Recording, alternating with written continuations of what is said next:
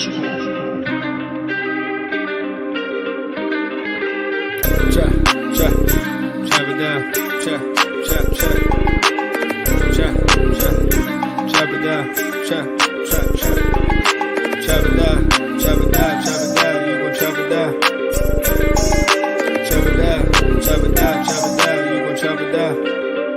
just appreciate everybody watching. Watch him throw the ball, we gon' pick it off. You gon' let him hit the hole or you gon' cut it off. You gon' play through 4th and long or you gon' punt it off. Your defenders, heavy hitters, put your pads in. Don't be looking for the ref to throw no flags in. Keep the helmet on, keep the cleats tight.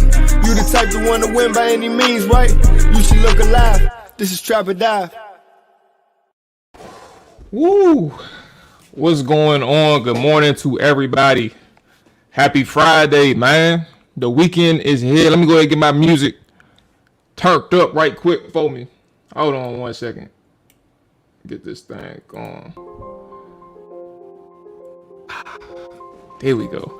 All right, man. Hey, how y'all doing though? How everybody doing? Shout out to the Cleveland Browns. You know what I'm saying? I wasn't able to stay up until the clock hit 000, but I checked my scoreboard this morning, and them boys covered the 4.5. What I had 4? No, I had 4. They covered the 4-point spread. You know what I'm saying? I'm walking into the weekend feeling good.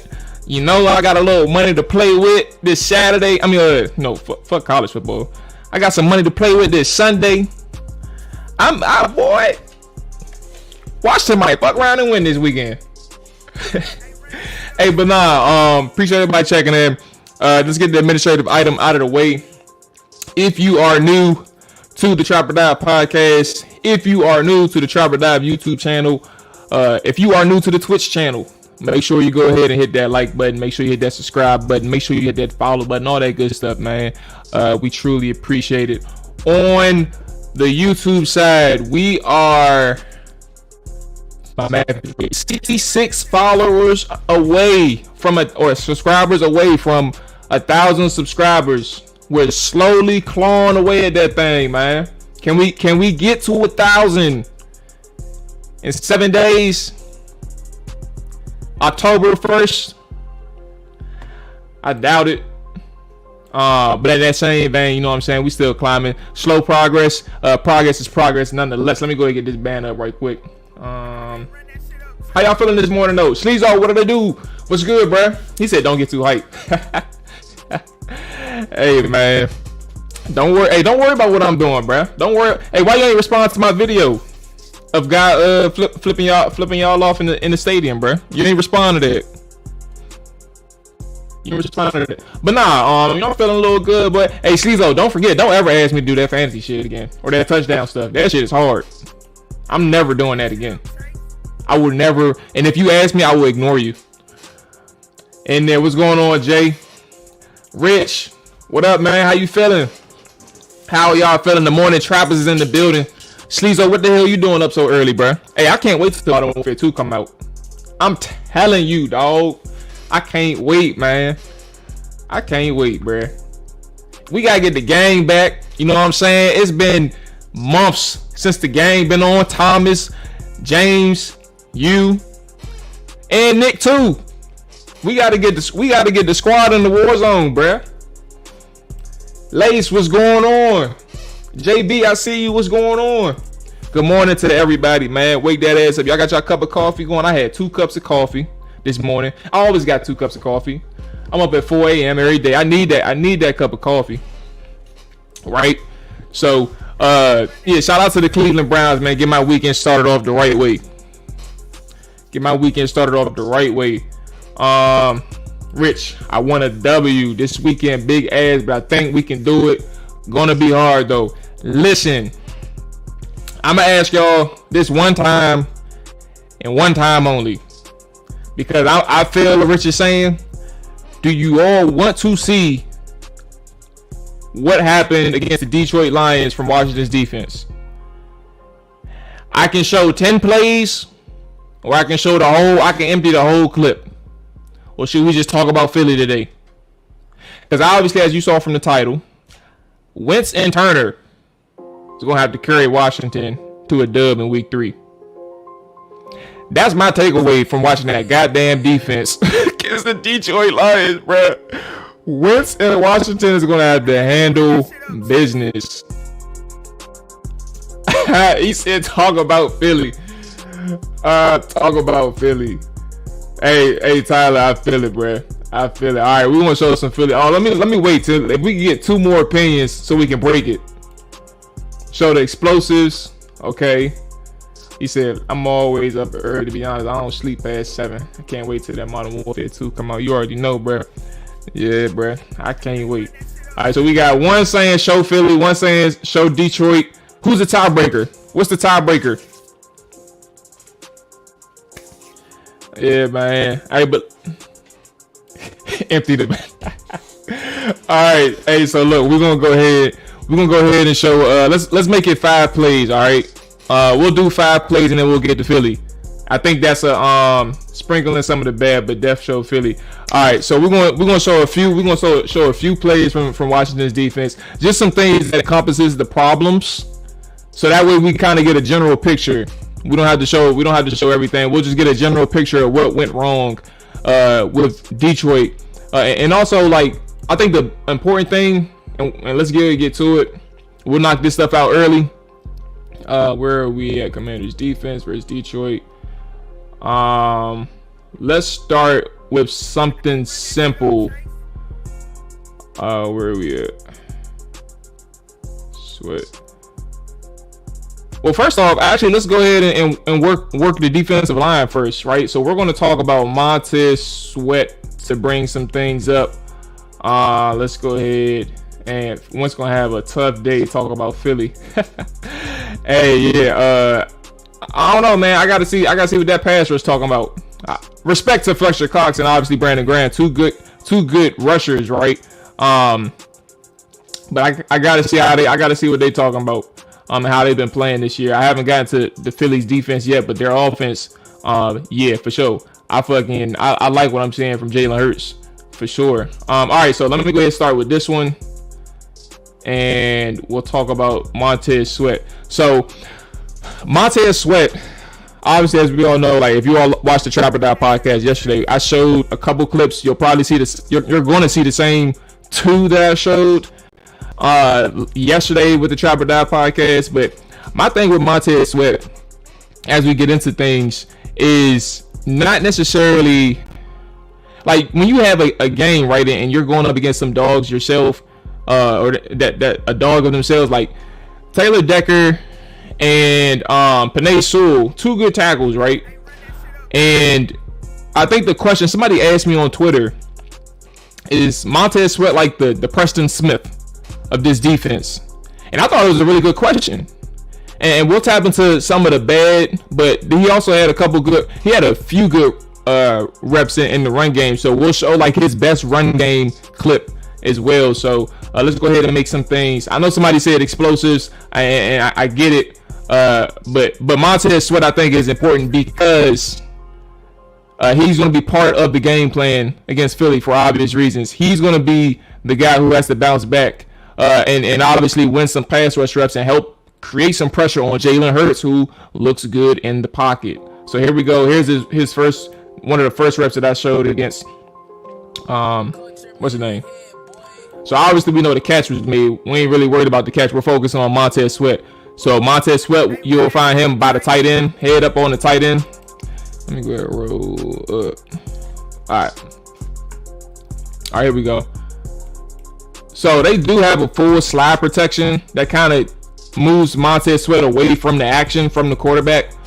But ultimately, the issue isn't necessarily even the slide protection that hurts him. It's what he does with his hands and how he's unable to function with Decker, right? So what you're looking at here is his use of hands and his ability to disengage. The reason why he can't do it is because the other player is good, but also like the grip strength. Sorry, I don't know why I couldn't think about it, but grip strength from Decker and how his hands are able to lock in and stay in control with Montez Sweat. He's not able to disengage, right? And I think the important thing with rushers, And even offensive linemen, because you have to understand, like Montez Sweat, one of the biggest things, if you all saw the film session last week, one of the biggest things with Montez Sweat is that he has an incredible long arm when he pass rushes. Like, he uses power, and the counter for having somebody who uses power or those long arms against you, you have to keep your chest clean, right?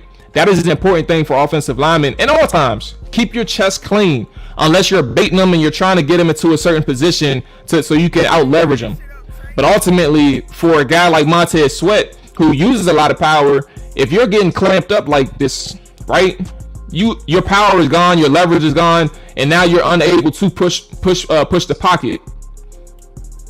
So that's one instance in which it happened, right? And no pass rush, clean pocket or essentially a clean pocket. You see James Smith-Williams, he's putting pressure on TJ Hawkinson and able to collapse. So a tight end on a defensive end, I'm giving, like, you're supposed to win that. So that's a matchup he's supposed to win ultimately. Let's go ahead and get back to some more. I do see right there, he said, to me, it's the alignment we put our rushers in. I mean, maybe, but you got, like, Daron Payne was winning. He won a few times on that guard. Where are we at? Where's Sweat at? Sorry for the delay, y'all. Good rep for Sweat. All right, so let's go ahead and show a good rep for Sweat. So let's mix in the good with the bad. So you'll see Sweat right above, right under Jamin Davis on the right side of the screen. Again, head up against the tight end. So that's really good recognition, block recognition from Montez Sweat. Quick to react. That's very quick, right? Take him on the combo block. He's out. He's using his elbows and his forearms as leverage against both blockers, and he's holding them up for Cole Holcomb and Jamin Davis to move over, and they're both able to. So when you see that tackle climb and try and attack Cole Holcomb, now because he's using his elbows as leverage, he still has space in between the blocker and the other blocker to make a play on the running back. And obviously good for Jamin Davis and good for Cole Holcomb in this instance to make sure that running back filters back inside.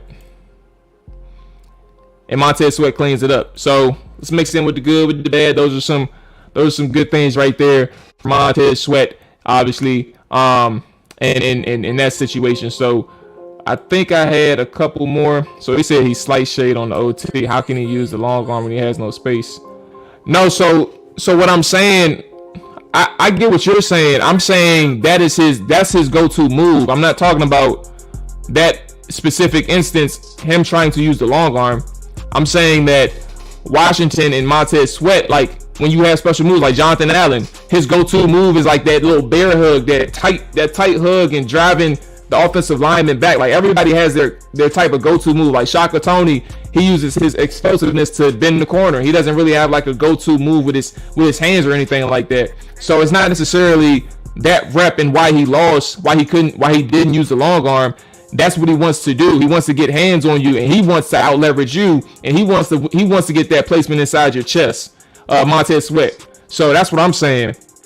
Tyler, where are we at? Okay, so let's go ahead and get into. There's so much, but I know we don't want to drag on with the issues with Detroit. So let's go ahead and go to some of the bigger plays. And keep it pushing right there. I'm saying they don't put him in position to use his go-to move. It depends. Like, remember, last week he did it all the time against the Jaguars. So that's why I was like, I don't want to talk in absolutes.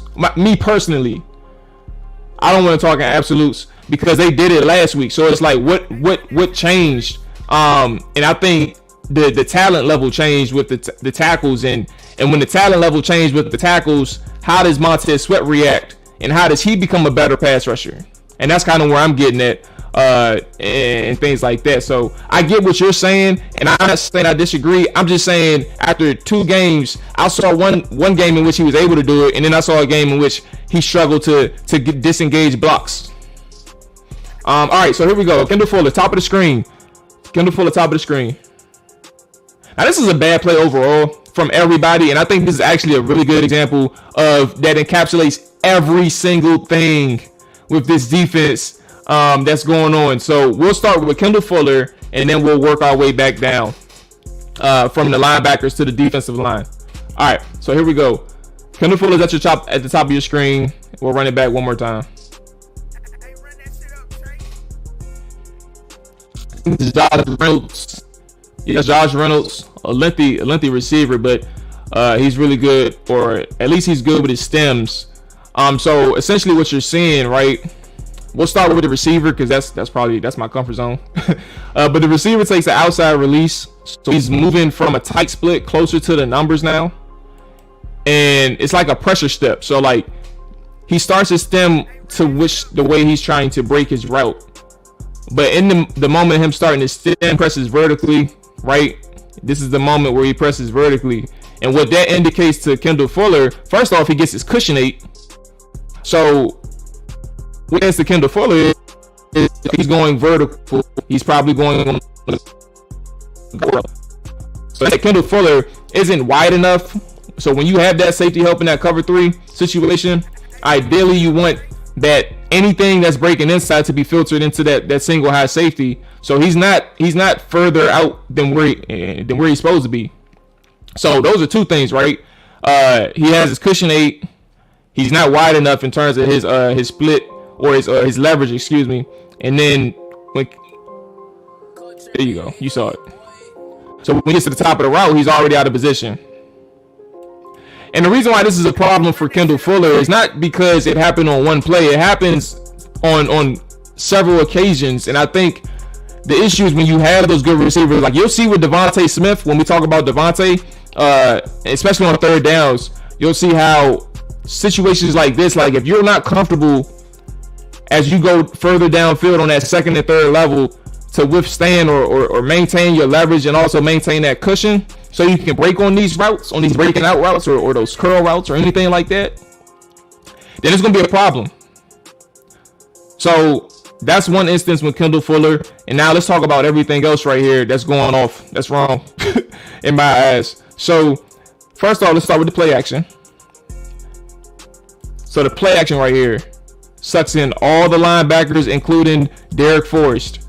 So in theory, where you see William Jackson at the bottom of your screen, hold on. See if this works. My bad, hold on one second. Does this work? Okay, all right, that's good enough, I guess.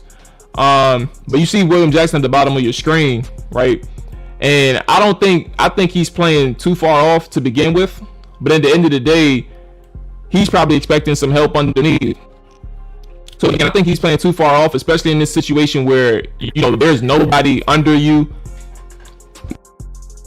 Excuse me. There's nobody under you, so why are you so far off with this guy? I know it's DJ Chark. I think that's DJ Chark. And you want to respect his speed, but you're giving him too much cushion. That's fucking 6 yards of separation. That's 6 yards of separation right there. So I don't know what William Jackson is doing, but ultimately, even with him being as far off as he is, the linebackers are sucked in, Derek Forrest and Jamin Davis, because of that play action. And there's no help in the middle of this field.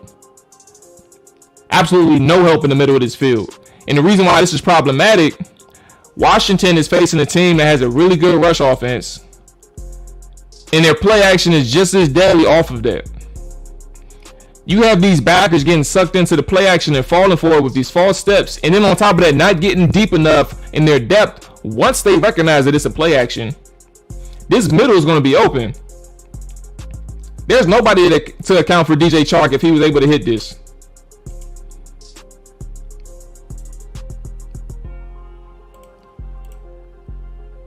Upfield shoulder technique coming vert. Oh, for cover 3. Sorry, I know that was a typo. But listen, Jay, to your point, and I agree. He doesn't have the long speed. He also, and this is the thing, like when you talk about players too, you have to look at their athletic ability, right? And Jay, I think I agree with you. Like that long speed is a problem, but also like you have to understand. My bad. And I'm adding to your point. I don't disagree at all. like when it comes to athletic ability, like what can they do well? And for me, Kendall Fuller, I don't think that he has that quick twitch thing. I think he reacts well when the ball is in the air, when he can make a play on the ball. I think that's his strength. That's where he thrives the most, is if he's getting targeted and he can make a play on the ball, or if he has eyes near the line of scrimmage, like playing the flats in those short routes, or short routes and all that stuff. I think that's probably where he thrives the most, because that's where you see him making a ton of his plays. And if he's single high, or he's playing the ball in the air downfield, like you see what happened in the Kansas City game in the preseason, making plays on the ball. He made plays on the ball in the Detroit Lions game.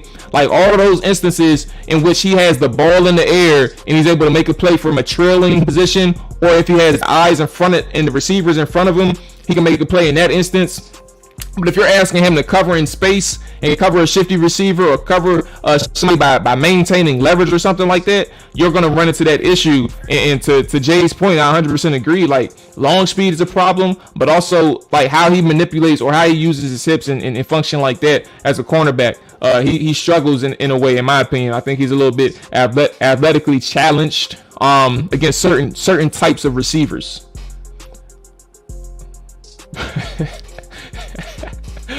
But yeah, this is the play with the linebacker. I know I'm dragging along with this one, but this really encapsulates all the problems right here. In pass game, play action is going to be a problem with Jalen Hurts, and then we'll get to the run game as well. And this will be I'll show 2 run plays. Let me see how many explosives I got. Oh, I didn't mean to do that. Video, FL Bada. So I'll say one thing on FL Bada. Having him as a 3 tech is a problem, but I think the 3 tech isn't necessarily his fault, right? And it's also not it's a byproduct of Washington, not having enough depth. But because of the depth issue that they have, sometimes they have to put FL Bada at 3 tech, which is in between the guard and the tackle. So when he takes on like these double teams and stuff like that, or if he has to take on these double teams, it's not going to be good. Let's see. Which one is this? Oh yeah.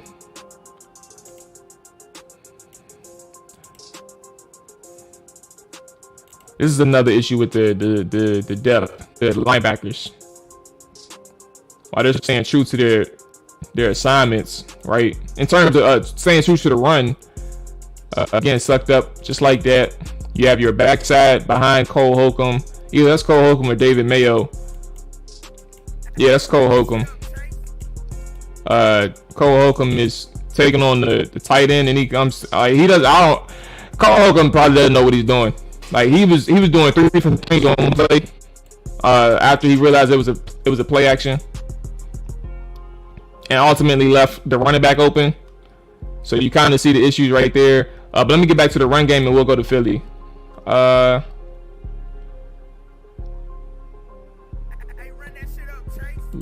Yeah, I missed tackle.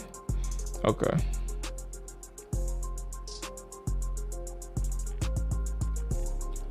So right here, the plays to be made for Cole Holcomb, right? They run a somewhat of a counter. I can't tell if this was counter or a trap. I don't remember. It looks like it's just true power. Either way, everybody gets a feel, right? But now at this point, when you're talking about football instincts and being able to react quickly, Cole Holcomb doesn't help himself here. Like, you see right here that you got to go attack the man. The ball is in his hands, but he hesitates. Why does he hesitate? Just go. And I want people to understand, like, if you take a look, if you have time this weekend, if you really want to know like the difference between good linebacker play, or at least a good game, and what linebackers should look like, then look at what the Detroit Lions, how they reacted against the run against Washington. Literally, just look at Detroit Lions defense and look at linebacker play. Hesitates, and then he allows the tackle to put some hands on him. So now he misses a tackle, but ultimately the play is there for him. Is there for him to make. So there are some issues here. Nah, it was funny though. But there's a play there for Cole Holcomb to make, and he's late to he misses the tackle because he's late in reacting. Takes hot steps to the ball as opposed to crashing down. But he should have seen that and he should have reacted much quicker. So if you have a problem with your reaction time as a linebacker and you're not trusting what you see, that's a problem. Let's go ahead and go back to, here we go. I think this one, let me see. Is this the one I'm thinking of? Nah, don't worry about that one. Let's go ahead and remove these. Let's go ahead and remove these. Let's go ahead and get into, I think, this one. Jesus Christ. I got a lot. Okay. All right, so we got one more after this. So this one is tricky. This one was so bad I had to ask some questions to 1,000 people. So you saw what happened in the big game, right? Let me see if there's a that one's fucking hard.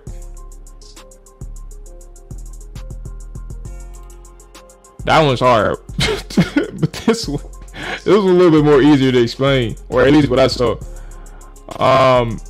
So obviously, right, that when you see that motion, when you see that pulling lineman, it's all about, you know, staying true to your gap, staying true to your assignment. But ultimately, you see David Mayo just simply leave his gap. And while it was only negated, it was like a 4 or 5 yard gain. You see some of the issues again, like he had some help in terms of the defensive line. I think Deron Payne, who was that? Yeah, Deron Payne was the one who made the play, was able to get off his block and actually slow it down. But ultimately, you see David Mayo, especially with run support, linebackers, this is part of the problem. So you really need help from that defensive. You need help all three levels, right? In the run game. So you're seeing on occasion how these linebackers are getting sucked up and displaced from their gaps. So you have David Mayo, who essentially is shifting, and he rotates into where that gap is between the who was that pulling 71, I believe. I think 71. But he gets displaced from the gap. So I'm gonna go ahead and move on to the Philadelphia team and why I think that's important for Washington, or at least Kendall Fuller. He'll have some issues against or if he don't necessarily tighten up, he'll have some issues against Devontae Smith. Obviously, AJ Brown, we know who he is, right? But Devontae Smith is going to threaten you in a couple of ways, and it's going to be hard to really play up on him. And that's kind of where that off coverage is very important for Kendall Fuller and being able to stay true to your technique. But here we go. Devontae Smith, route tempo, third down. He's at the bottom of your screen right here on third down. Hey, run that shit up, Chase. So what you're saying, I mean, obviously that cornerback is giving him his respect, right? But the reason why you give somebody like that respect, obviously his speed is a true threat. But the way you're able to tempo your routes, the way you're able to pace yourself when you know that you're coming out of your break quicker than, I mean, obviously you know that, the cornerback doesn't know that. But in order to manipulate your speed and create even further separation is because you can, like, you have the ability to do so. But you also have some good stop and start, some good change of direction. And Devontae Smith, if you see right there, that split second, right? And this is kind of where Kendall Fuller gets in trouble in terms of like trusting his technique. He'll turn and get ready to get on his horse and go sprinting. And this is what you see right here. Like that very second before he breaks down, you see a small instance of acceleration. And those things threaten defensive backs. And what it ultimately does for him, because you understand the speed that you have, that you're up against with Devontae Smith, you're going to go ahead and transition downfield too. So how does Kendall Fuller play this? And even still, how does William Jackson play this? Right? It's two cornerbacks that we're really focused on here. But how does he play it? And because he has that speed and because he's able to manipulate his speed in whichever way he wants to, you get 7 yards of separation on a 3rd and 6. You get 7 yards of separation on a 3rd and 6. So that's kind of where I'm at with Devontae Smith. Third downs are going to be important, but also throughout the game, if you give that much respect to Devontae Smith, which you know on some occasions and in certain situations you have to, Jalen Hurts he's going to find him. He's gonna find them. Another thing. Where are we at? Quiz Watkins. Let's show some of Jalen Hurts' best plays that I saw. All right, here we go. And then boom. All right, so let's start with the first one.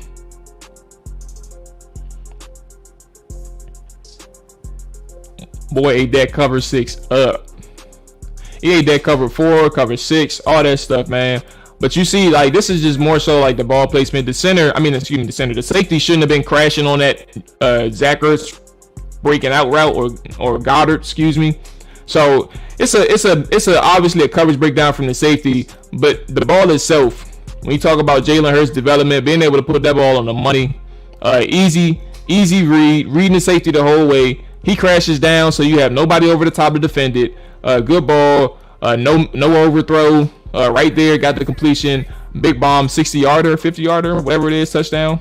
That's one. Another thing with Jalen Hurts, man, because we're talking about how he's making throws from the pocket and things like that. Same thing, a dime. Cover 4 situation or cover 4 defense, and it's a good read. It's a good anticipatory throw. That your man is going to be there. Trusting him, but also having that aggressiveness to get it to him, to make that throw. So that's an important thing to see from Jalen Hurts throwing that from the pocket. But look at this. I think this is the angle that I wanted to show you, or may have been the second one. Oh yeah, there you go, right there. Like the hand right there, the precision to make this throw. Had right there, have your receiver catch that situation. Same thing here with this one. Another cover 4 beater. Able to widen out that linebacker and that safety on Goddard's side with the route, the stem in itself, the stem setup. Another dime, cover 4 again. And Washington likes to play their cover 4. So you'll have some situations where you have to stay honest, but ultimately these are just true cover 4 beaters, and you have to hit the void in the zone, and that's what Jalen Hurts was able to do. But here's the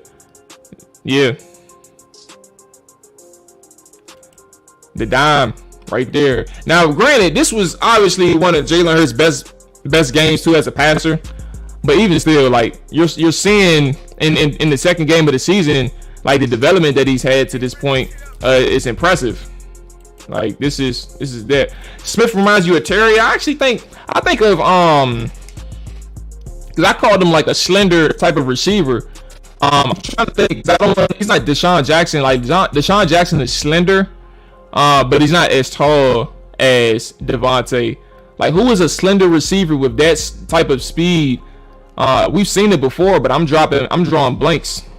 I think Terry is I don't know. I never really compared Terry to somebody, so that's a good question. I don't know who Terry is.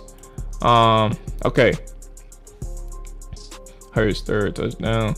Quarterback run support. I think that's enough. Like I got more for the Eagles. Like obviously we know about their run game, right?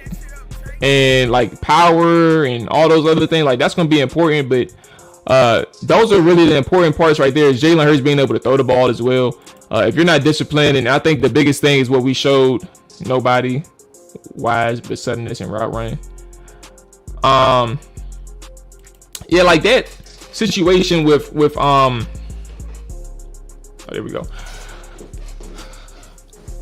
with Devontae Smith and obviously Goddard. Like these linebackers, man, if you're going to have them in coverage, and you're going to have to, right? It's not going to make no difference. I think Cam Curl is going to be important this game. Like if you have him in the box, clearly the Philadelphia Eagles are going to test you. But you have to have Cam Curl on the field in this game. You have to have him on the field a lot. You have to find a way. And to be honest with you, the way Cole Holcomb plays in coverage, I'm truly like it's like.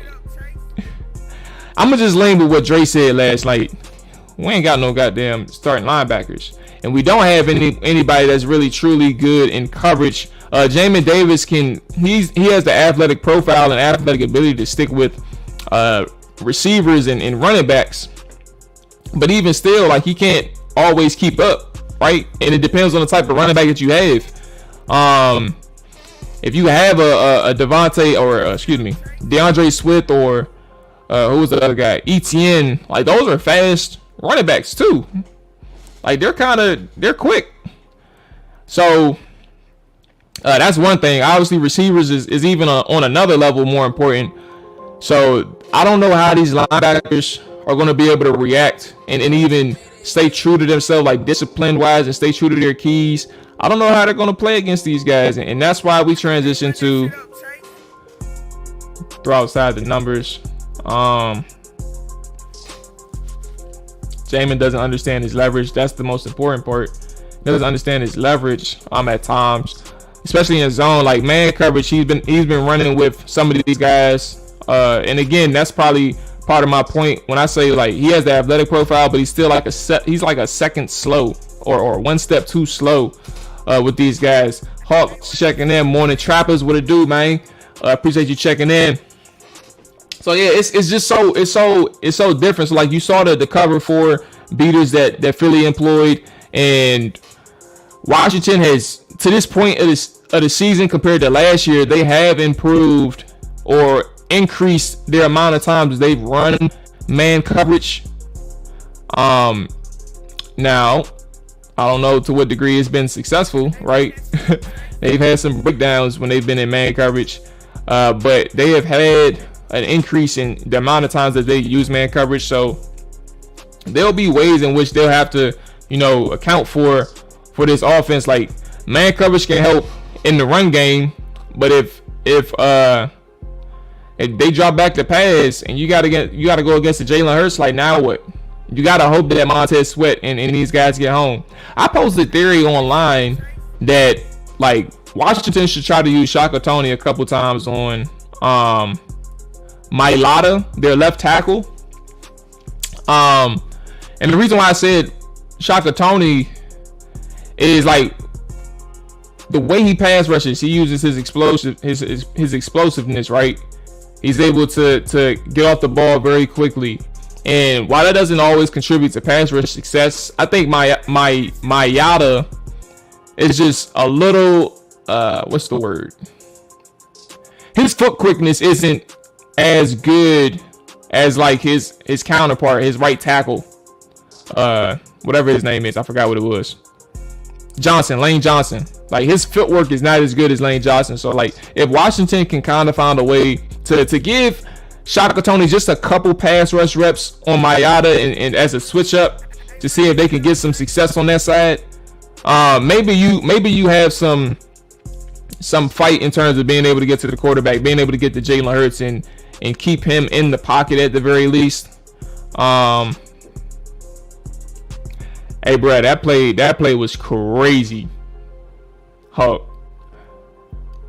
Like, that shit was better than Odell's catch. And Odell's catch was great. Like, bro, that man he's catching the pass with one hand and probably like 3 fingers or maybe 4 fingers, but not all 5. While he's going towards his back, like, he's in the air and he reaches out for that one. That shit was crazy, bruh. On the other hand, they make me appreciate Wentz even more because they could definitely use him. Said the same thing. That catch is ridiculous. Absolutely.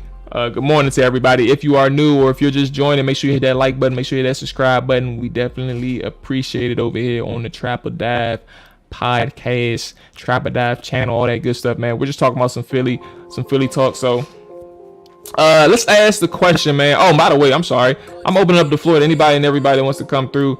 I do have to say there is. Hey, run that shit up, Chase. Do I have? Double check. Damn, I didn't open my email, bruh. Let me go ahead and, just in case anybody want to come through and talk some ball. Now, the question to you or to everybody in the chat right now, What are you confident in? What are you concerned about when it comes to Philadelphia? What are you confident in? What are you concerned about when it comes to Philly? There was something yesterday. Let me double check right quick. Go through these things. So obviously I didn't get to all my keys yesterday, and I think one of my issues with Washington is like their slow starts. Like, we all know that, right? We all know that they get off to slow starts, but I think the magnitude in which we don't know, like that's my concern, is if Washington gets off to a slow start. One of my concerns. They do it all the time, like literally. And Kevin Sheehan was he did the research, so credit to him. And for context and what we don't know from a statistical standpoint, in 18 of 35 games for Washington under Ron Rivera, they have been down double digits at halftime. They've been down double digits in 18 of 35 games. That is more than half of the games that Ron Rivera has coached. They have been down at halftime by more than double digits, or by double digits. And I'm double checking right now to see how many games Ron Rivera coached in Washington. It's 35. So that's not including the playoffs, by the way. So you're telling me in 18 of those 35 games, Ron Rivera been down double digits. But not only that, in 23 of 35 games for Ron Rivera, they have been down after the first score of the game. So these guys are getting off to terribly slow starts. Like, I don't even know how that ranks in the league, to how slow you're getting off. And that's my thing when we talk about, is it scheme or is it the players on the defensive side of the football? The reason why this conversation, and I always say this conversation goes beyond the coordinator, and the players. While there is a mix, like a 51-49 mix, like the split is very close. While I always say that, the root cause goes beyond those guys, man. It goes beyond that. It goes to Ron Rivera, and it goes to the decision making that they've been doing in the all season. I don't want to transition it and make this thing a whole negative thing, but like, the facts are the facts in terms of like those slow starts. My concern is that they may not get off to a good start. That's one of my concerns. That's one of my keys to the game. They have to score quick. They have to get themselves involved with the game. It's good that they have a quarterback in Carson Wentz who's capable of moving in this offense.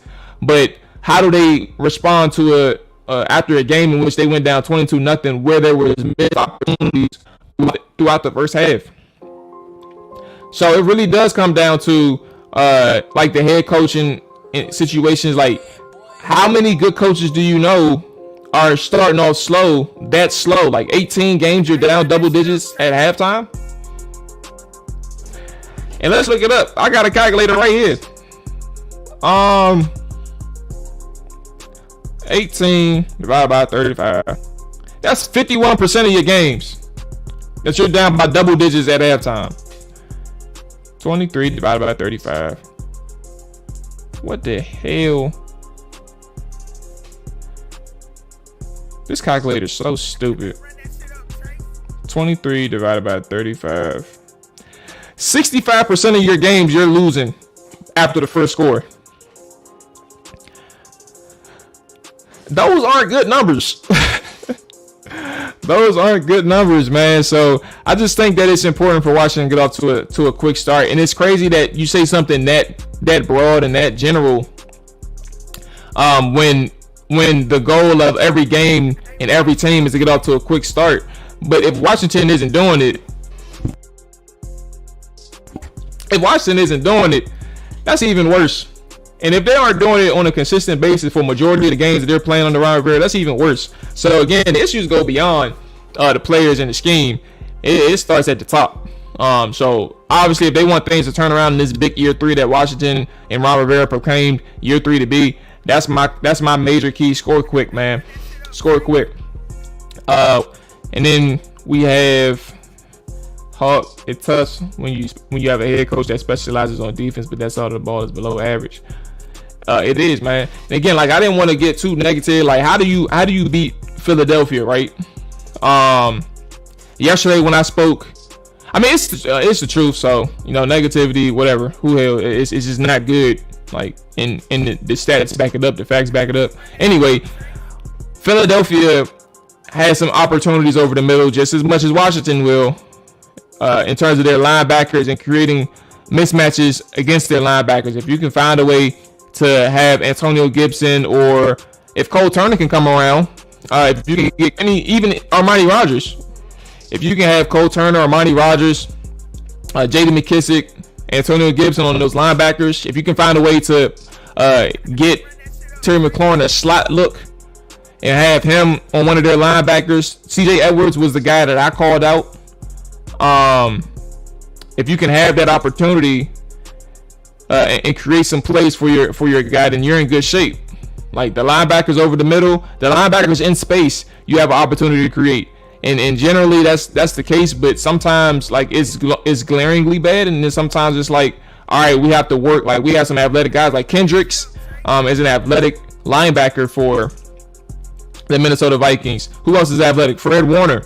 Like there's some linebackers where you're like, all right, we're gonna have to do a little bit better, or they're just really good in zone coverage, so they're not gonna take them out of zone coverage in certain situations. Like that's the difference. TJ Edwards, you have an opportunity against him, so I need to see the tight ends having success.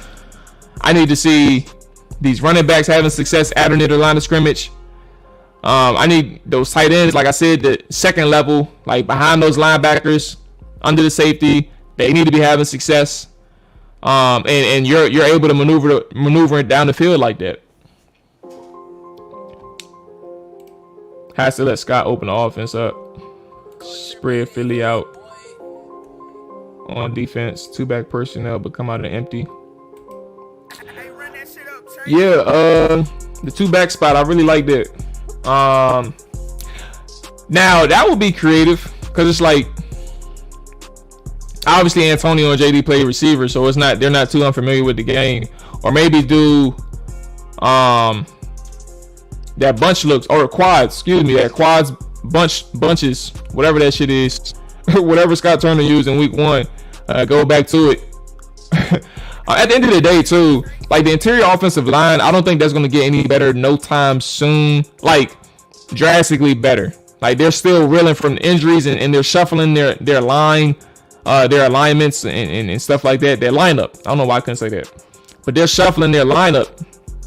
So for Washington's interior offensive line, how are they able to mitigate the pass rush of Fletcher Cox? I think that Charles Leno is going to have his hands full against Brandon Graham and Fletcher Cox, but that's going to be a good challenge. Can he withstand it? Sam Cosmi, same thing. Can he withstand it? Last year, I thought that Sam Cosmi had an issue with power rushers, mainly because of his frame.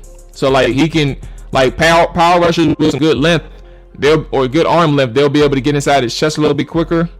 So how does he react to these guys? And Fletcher Cox he's more stout. I don't see a guy who has like tremendous arm length. Or Brandon Graham, I'm not too sure. I haven't really watched him in particular.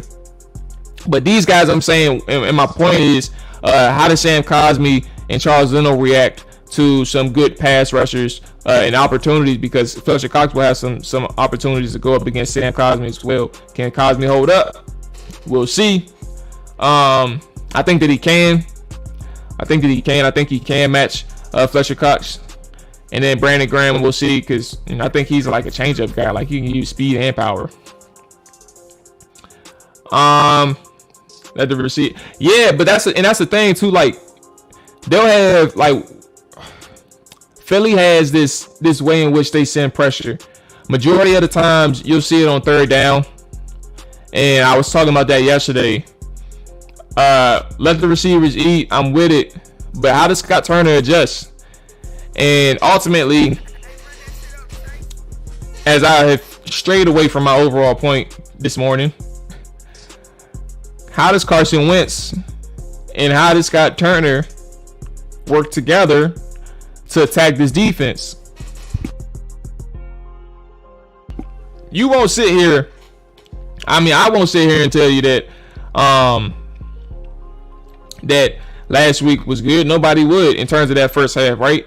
But the opportunity that they have against the Philadelphia Eagles, like I don't know, like especially with Scott Turner, right? I don't know too many people who are 100% in favor of Scott Turner. I know a couple, but this situation, like the lapse that he had in that first half, like lapses happen. Like the lull that they had against the Jacksonville Jaguars, where they went a couple possessions without scoring, those happened. But the problem in the Jacksonville game was the 2 turnovers. You don't want that. And then obviously last week is 4 or 5 3 and outs. So my point is, like, the adjustments that you make and understanding that something is going on, I need to fix it up, or that my quarterback isn't seeing the field right, I need to make it simple for him. Those are some things where when you see Scott Turner and his ability to adjust in his third year with Washington, you got to see how he plays and how he develops as a coordinator. And this is one of those games where you look at your defense on the other side of the football, and it's like, damn, I trust my guys, I love my guys, but Carson, we got to win this shit for us.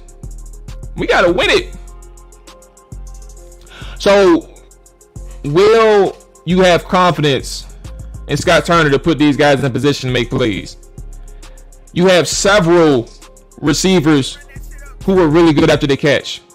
Cole Turner, if he's able to play finally, obviously, like, I remember when they said they were going to activate him or he was good to go, they wanted to make sure that he had several practice situations and several practices under his belt because he missed so much preseason time. So I'm not going to sit here and say that he's going to be playing 100%, 75% of the snaps on offense. Like, he's probably a guy who will probably start getting in the mix now. Probably, maybe, and I may be wrong, I'm just guessing, 25%, maybe 30% of the snaps now. Like, that's what you'll start to see with Cole Turner. But my point is, outside of Cole, outside of Logan, you have guys who are dynamic after the catch. You have guys who can make plays at the line of scrimmage. How do you get these guys the ball quickly to them? How do you scheme up some plays for them where you're like, all right, hey, I'm betting that y'all can't tackle these guys on the first attempt. Y'all better rally to the football, because if y'all don't, we finna fuck y'all up. I'll take those 5-yard completions. If I'm averaging 5 yards a play, eventually I'm in the red zone. Give me that. I'ma take it. I'm gonna get in the end zone eventually. I'm gonna get in the scoring range eventually. Now we gotta hope that our kicker makes the field goal if they don't score a touchdown. That's another story. Give me those 5-yard completions. If y'all gonna come up, if y'all gonna respect this play off a little bit and y'all gonna rally to the football, I'll take the 5-yard completions all the time. But if y'all gonna play off the ball, because Philly plays a lot of quarters coverage as well. Like, this ain't no unfamiliar defense for Scott Turner. So if you have a slow start against these guys, if you aren't able to put yourself in position to give your defense a break or give them a lead to play with, we're talking about a situation where it's like, bro, this ain't the Jacksonville Jaguars or the Detroit Lions where you don't know who you're up against. You know your opponent. Gannon has been here, the defensive coordinator for Philly. Gannon has been here for over a year. You have a year of film on him in terms of what he wants to get done. He has better players now, but you know what he wants to get done. So how do you exploit that? 1 to 3 receivers could be just as good as Art. Oh Lord, come on, Hulk. But nah, I get it. Sometimes I'm hesitant when it comes to like people who are in the Hall of Fame, and I understand that they were with Washington, so I get it. So I'm no disrespect in that way, but like, this receiving core is really good. So I'm not gonna knock that. It's just hard for me to say, yeah, man, for sure, the fun bunch. Yep. It's hard for me to say that. Watch how wide Philly D's line up. No huddle on a lot of 21 to 12 personnel. Empty looks. How to take coverage. What are your thoughts on Philly fan bus trips? You know what's funny? I've never been to a Philly game. I've been to a Dallas game. I've been to a Giant game. I'm actually going to Dallas next week. I guess it's a good time to tell you all. Maybe I could do it. My bad. I'm actively thinking right now. There'll be a morning show next Monday. There might be a morning show on Wednesday. And then Friday, I'll be in Dallas. I'm going to that game. I'm gonna have to figure the schedule out next week. That also puts like Trap or Die podcast in conflict, but I think we'll be able to knock that one out. I don't have to worry about that one. But yeah, we'll figure things out for next week. I just remembered I gotta figure out how to do the Hog Saving podcast too. I don't know what the hell I'm about to do. Anyway, with all that being said, yeah, man, Philly. I've never really experienced anything with Philly, from the fan base, from the games, anything like that. So that's interesting, man. I've never really been there. Hey, Tyler, do you hit road games? Do y'all hit road games? He mentioned he'll be at the Titans game. But Philly fan bus trips. I heard about how they be trying to fuck the opposing teams bus up, the charter buses. So that's kind of funny. But ultimately, I love that, man. I love that. I love that, man. It's cause oh yeah. Yeah, I don't know. Like, have y'all ever been to road games? Like, what's your favorite road experience? Matter of fact, now that I think about it, while we're on that subject, because like, I'll never forget. Let me see if I got.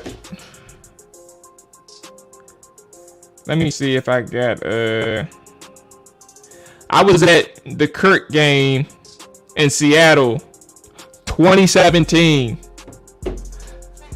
2017. Let's see if I was actually on. Let me see. Hold on. Let me see something right quick. Can I pull it up on YouTube? I might be on TV in this game too, and I don't even know it.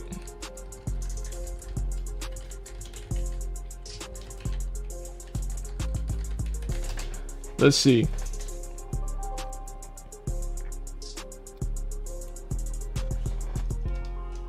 I may have been in the stands. Who knows? Let me go ahead and mute. Hey, this is one of my favorite games too, bruh. Like, this is one of my favorite games. Not really on road games, but it'd probably be a better. Hey, y'all gotta go to a road game, bro. Y'all gotta go to a road game, bro. Alright. This is my favorite one right here, bruh. I was at this junk. Killer taste. Like, Killer that Seattle stadium, bruh. Crazy. But the fans are cool though. Like, I was sitting up in the that, bruh. Whatever it's like, the Hawk's Nest, whatever that thing is called for Seattle, right there, bruh. This shit was crazy. This shit was crazy. The atmosphere was crazy. I'm in that joint, turned up. My cousin, a Seahawks fan, so he's the one rooting for these guys. Like, I love this shit, bro. Rob Kelly, shout out to Rob Kelly, dog. It was my favorite experience. I went to a Dallas game in Dallas. We lost 7-6. I don't know if y'all remember that one, but we lost 7-6. Let's get to the catch. This is my joint right here. It became a Let's game get to the of catch. but they've got to hurry, no timeouts. Ended up taking the lead here. 16 seconds left. Wait, was this the lead? Oh yeah, they tied it up. My bad. Of course they give me a commercial. But look, y'all gotta go to y'all gotta get to a Dallas game, bruh. I went to a Giants game at FedEx. I'm trying to think of other road games I've been to. Like I said, Seattle. It's a beautiful thing. I can't remember the other game.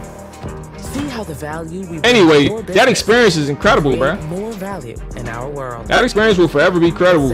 And like, when you're able to root for your team on the road, man, the anxiousness and the adrenaline that you got, the excitement that you got, because you out there, like, fuck what they got going on. You out there to cheer on your team, bro, and talk your shit. They're going to confirm the ruling on the field. To talk your shit. He was down. That was crazy. Anyway, let's go to. Wind the clock on the red. You go to my catch, bro. This is it right here. enough of his hands in there. Wait, where the catch it? To give the Redskins he took the lead with this one. I'm tripping. Wide open. Baldwin, touchdown. I was going crazy with this one too. Gets rid of it, has a man. Quick step. This was a big play. I think that was that Brian Quick, right? This is the drive right here. We all thought Kirk Cousins was about to turn the corner. It's crazy how he got concussed on that jump. And he didn't get nobody flagged Cam Chancellor for that shit. Like that was a helmet to helmet, pure helmet to helmet hit. Cousins back again. Here you go, right here. Like that shit was. We thought everybody about to turn the corner. Like everybody saw the light with Dodson. Everybody saw the light with Kirk Cousins. Because nobody thought that he can come back in a game, bruh. Look at that. Boy, was he wrong. Anyway, that's that. Y'all got to go to a game, bro. Anyone is free to go anywhere, but I don't like how opposing teams keep having a majority of their fan base to show up at our stadium. And that same brief, I rarely go to games because we lose too much. Hey, that's a fact. That we look, Washington has their issues, bro. There was something I was looking for on Twitter too. I think I found it, which was the stat about slow starts. But ultimately, for me, man, I told you my keys. It really comes down to being able to. I mean, third downs was important. I spoke on that on the show yesterday. But scoring quick is the ultimate one. You can't afford that. Scott Turner can't afford that. Obviously, Ron Rivera looks bad for him to have an offense, and clearly, like the other thing with that situation is like the first 2 years he didn't really have a quarterback, and now you have one. So 22-0 deficit is actually if that trend continues, not necessarily 22-0, but like 7-0 for a long period of time, 10-0, 13-0, or 13-3, or 10-3, or 21-7, or 24-7. All those variables. If that continues to happen, then it's like you got your quarterback. What's the problem? Like the receivers are there, they're doing good. So what's the problem? So that's why I think ultimately why we talk about slow starts being broad, it's also a reflection of the coordinator's ability as well. I've been in Baltimore. I've been to Baltimore, and that's it. My plan is to hit up the dome teams like Atlanta, Dallas as well. Dallas Stadium is incredible.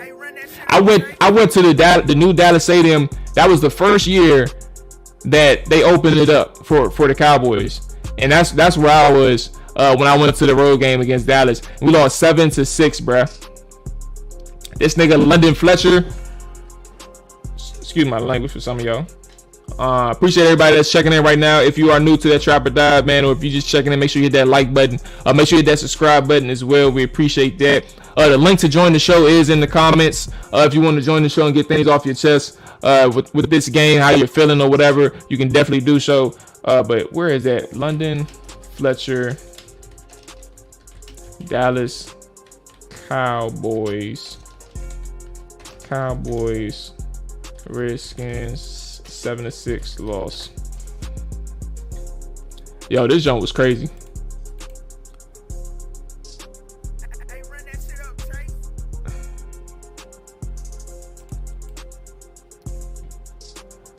Is this it? 2010. 2010. Yeah, that was the year. We went up 7-0, bruh. Or 6-0, bruh. And basically shut out the Cowboys for the whole game. And the last drive of the game, they go down and take the lead. They go up 7-6, bruh. 7-6, and you lose 7-6. London Fletcher was spazzing on this post game, and I'm trying to find the comments, bruh, because he had it. He had it. Oh my god, I gotta find it. Where is that shit at? Romo being Romo.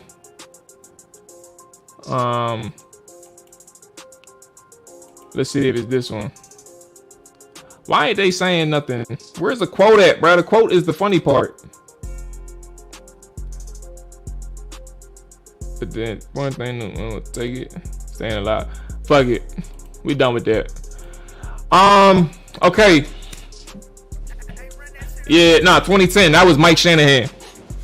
That was Mike Shanahan. London Fletcher was just sick of losing. And the way you lose when you go down. Oh no, that was 2009. You right? That was Zorn's year. That was Zorn's year. It was his final year. 7-6. Because that was the first year that stadium opened up. You right? But anyway, get to a road game, man. I suggest definitely Dallas. I can't wait to go back. That's going to be fun next week. I need to do a Philly game. I've been to Philly a few times. Just never went to a Skins game out there. Never went to Lincoln, the field itself. Definitely got to get some more spots. I want to go to a game out Cali. Definitely need to do that. Definitely need to do Vegas. I haven't done that yet. Seattle was fun as hell. Just a little bit of rain, which was frustrating. But the environment is good.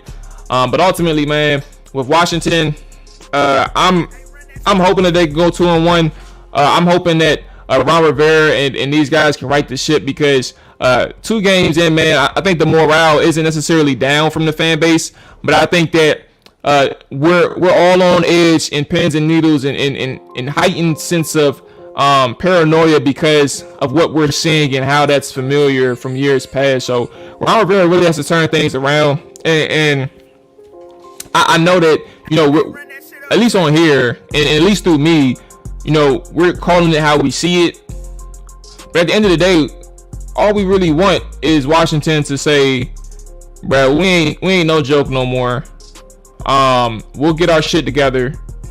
The defense may struggle this year, but this offense is going to come through. This offense is going to be the building block of this team. We're going to get our identity right. Wait till Brian Robinson come back. It's going to be even better than what we have right now. Chase Young may help us out on defense. Cam Curl may be a piece that can help us out in terms of our coverage. Like, all these things are going to be like, we all want to see Washington do well, and obviously not face the growing concerns of years past and how it's developing in year 3 with Ron Rivera, right? But you know, we just got to cross that bridge when we get there, and it's a little frustrating. The stinking link, the stinking Lincoln. So yeah, man, that's that. Listen, I'm gonna go ahead and call it for my side. Oh Lord, I forgot. Damn, I got a text. I got a text her. Yeah, I got a text her. Damn.